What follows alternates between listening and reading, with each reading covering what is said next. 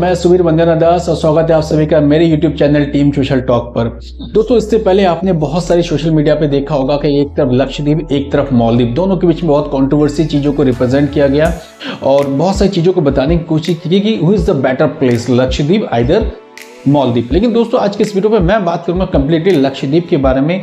लक्षद्वीप भारत का वो खजाना है जहां पर इतनी सारी सुविधा अगर हो जाए तो ये लक्षद्वीप क्या मालदीव से आगे बढ़ सकता है, तो उसके लिए एनालाइज करेंगे कि आज के इस वीडियो में लक्षद्वीप में आखिर ऐसा है क्या और किन चीज़ों पर हमें बात करनी चाहिए। दोस्तों, चैनल पर जो नए हैं प्लीज़ सब्सक्राइब जरूर कर दें और आज की वीडियो को पूरा वॉच करें, क्योंकि आज की वीडियो पूरी यूथ के लिए, उनको देखना चाहिए कि लक्षद्वीप कैसा है। और अगर अच्छा लगे तो प्लीज़ आप लोग भी वहाँ जाइए, एक बार घूम के आइए। मैं भी कोशिश करूँगा कि एक बार लक्षद्वीप जाऊँ और घूम के आऊँ कि बाकी में लक्षद्वीप में क्या सारी चीजें। तो बात करते हैं दोस्तों सबसे पहले आज के बारे में, लक्षद्वीप के बारे में।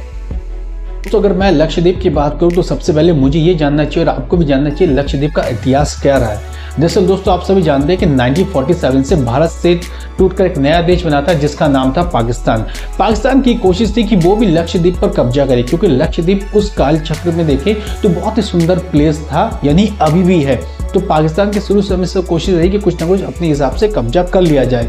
लेकिन ये बात जब उस टाइम देश के होम मिनिस्टर जो बहुत ही दूरदर्शी और तेजस्वी थे, सरदार वल्लभ भाई पटेल, उनको जब ये बातें पता चली तो उन्होंने लक्ष्मण स्वामी रामास्वामी को लक्षद्वीप में भेजा। भेजने के बाद इन दोनों ने वहां पर भारतीय तिरंगा फहरा दिया। जैसे ही वहां पर भारतीय तिरंगा फहरा दिया गया तो जैसे ही पाकिस्तान के युद्धपोत वहां पर आए तो उन्होंने देखा कि लक्षद्वीप में भारतीय तिरंगा ऑलरेडी है, तो उसको देखकर वो वापस चले गए। तो उस लिहाज से देखा जाए तो लक्षद्वीप भारत के कब्जे में आ गया। लक्षद्वीप भारत के कब्जे में आने से पहले उसका कुछ और ही नाम था, उसका नाम था लक्काद्वीप, मिनिकॉय, कम्युनी द्वीप, जो फिलहाल लक्षद्वीप के रूप में जाने जाते हैं। 1956 में भारत सरकार ने जितने द्वीप थे सबको कंबाइन किया और कंबाइन करने के बाद इसे केंद्र शासित प्रदेश घोषित कर दिया। यानी वहाँ कुछ भी अगर मूवमेंट होता है, कोई भी गतिविधि होती है तो उसकी डायरेक्ट परमिशन जो है सेंट्रल गवर्नमेंट से लेनी होती है। उसके बाद ये सारी मूवमेंट वहाँ पर एक्टिवेट होती है। दोस्तों, जैसे कि नाम है लक्षद्वीप, यानी लक्षद्वीप बहुत सारे लक्ष्य हो सकते हैं। तो वो लक्ष्य क्या है? वो लक्ष्य है कि लक्षद्वीप 36 द्वीपों से मिलकर बना है। 36 द्वीप कितने सुंदर हो सकते हैं, आप इमेजिन कर सकते हैं कि कितने सुंदर द्वीप हो सकते हैं, जिसलिए उसको मालदीव से हम कंपेयर करते हैं। लेकिन दोस्तों, आपको जानकर बड़ी हैरानी होगी कि 36 द्वीपों में सिर्फ 10 द्वीपों में ही पॉपुलेशन है, यानी 10 द्वीपों में जनसंख्या निवास करती है, बाकी 26 द्वीपों में जनसंख्या का निवास बिल्कुल भी नहीं हो सकता है। फिलहाल ऐसा क्या है, सॉलिड रीजन पता नहीं है, लेकिन हो सकता है कि वहाँ के हालात जनसंख्या की दृष्टि से अच्छे नहीं है। और जब कोई भी भारतीय अगर इन द्वीपों में विजिट करना चाहे तो उसे केवल 6 द्वीपों में विजिट करने की परमिशन है, वो भी कहां से? सेंट्रल गवर्नमेंट से। लेकिन कोई विदेशी पर्यटक अगर लक्षद्वीप जाना चाहे तो उसे बिल्कुल सारे द्वीपों में जाने की परमिशन नहीं है, केवल उसे 2 द्वीप में वो जा सकते हैं और वहां पर वो विजिट कर सकते हैं और वहां एंजॉय कर सकते हैं। लक्षद्वीप के जितने भी द्वीप से उससे सेंट्रल गवर्नमेंट अपने हिसाब से कंडक्ट करती है। यहाँ वहाँ कुछ भी अगर मूवमेंट करना है, कुछ भी अगर वर्क करनी है तो उसके लिए सबसे पहले जो परमिशन ली जाती है वो सेंट्रल गवर्नमेंट से ली जाती है। उसके बाद ये सारे वर्क वहाँ पर एक्टिवेट किए जाते हैं। 1982 में यूनाइटेड नेशंस ने एक लॉ बनाया था जिसका नाम था United Law of Sea conventions.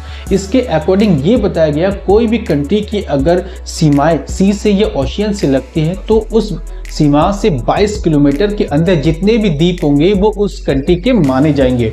तो उस बिहाफ में देखिए तो लक्षद्वीप इंडिया के लिए बहुत ही मोस्ट वैल्यूएबल द्वीप है, बिकॉज चीन की जो ताकत बढ़ रही है और समुद्री सीमा में चीन की बढ़ती ताकतों के लिए लक्षद्वीप भारत के लिए बहुत इंपॉर्टेंट है, ताकि हम लक्षद्वीप से वहाँ पर इंडियन एयरपोर्ट बना सके, भारतीय जो एयरफोर्स है उसके लिए एयरपोर्ट बना सके और वहाँ पर कई सारी चीज़ों को डिप्लॉय करने के बाद हम चीन पर निगरानी रख सके। बहुत लोगों के माइंड पे एक सवाल ये आता होगा कि केवल 10 द्वीपों में भारतीयों को,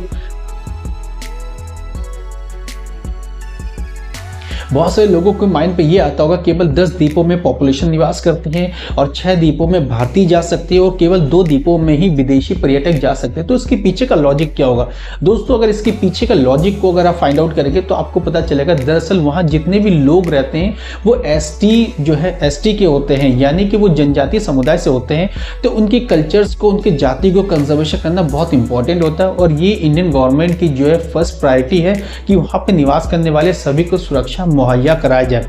तो हो सकता है कि उस बेसिस से वहाँ पे सभी जितने द्वीप है सभी को वहाँ जाने की परमिट नहीं मिलती है। द्वीप के 10 द्वीपों में जो पॉपुलेशन है उनमें से 95% दोस्तों मैंने बता चुका हूं कि वो एसटी के हैं और लगभग सभी लोग जो मलयालम भाषा का प्रयोग करते हैं, वहाँ मुस्लिम जनसंख्या भी बहुत ज़्यादा है। लक्षद्वीप में जब परमिट की बात होती है तो आप लोगों के माइंड पे भी ये आ रहा होगा क्या परमिट सभी के लिए इक्वल है या किसी को डिस्काउंट भी मिलता है। अगर हम परमिट के डिस्काउंट की बात करें तो लक्षद्वीप में सरकारी डिपार्टमेंट में काम करने वाले लोग या वहाँ पे इंडिया के आर्मी के जो जवान हैं उनके फैमिली मेम्बर्स को ही परमिट में डिस्काउंट दी जाती है। और ये डिस्काउंट भी कहाँ से, सीधे सेंट्रल गवर्नमेंट से ये डिस्काउंट दी जाती है। दोस्तों जब हम लक्षद्वीप की बात करें तो उनमें बिजनेस की भी बात होनी चाहिए कि लक्षद्वीप में कौन कौन सा बिजनेस किया जाता है।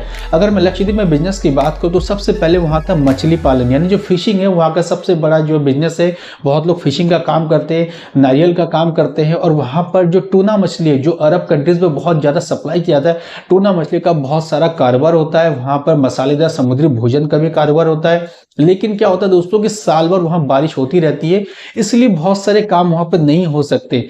इसलिए हो सकता है कि कुछ वेदर ऐसे होते हैं जहां पर टूरिस्ट आते हैं, बहुत इंजॉय करते हैं और कंप्लीटली जो छोटे छोटे बिजनेस होते हैं उसको वो देखते हैं, सीखते हैं और स्पेशली होंगे जो सी फूड्स है उसका बहुत ज्यादा वो आनंद लेते हैं। सो दोस्तों ये लक्षद्वीप के बारे में मैंने बहुत ब्रीफली इस वीडियो में आपको बताया है।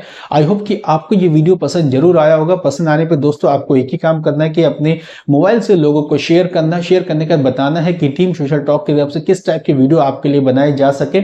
और कमेंट बॉक्स पे आप सपोर्ट जरूर करें और अपने सजेशन हमें जरूर दें कि हमें और किस वीडियो पे काम करना है और कौन कौन से वीडियो आपके लिए बनाना है। सो दोस्तों अब एक ही काम आप सभी के लिए कि प्लीज सब्सक्राइब जरूर करें जो चैनल पे नए हैं और कोशिश करना कि इस वीडियो को और ज्यादा शेयर करें और कमेंट जरूर दीजिए। कल फिर मिलते हैं एक और नई वीडियो के साथ। थैंक यू, जय हिंद।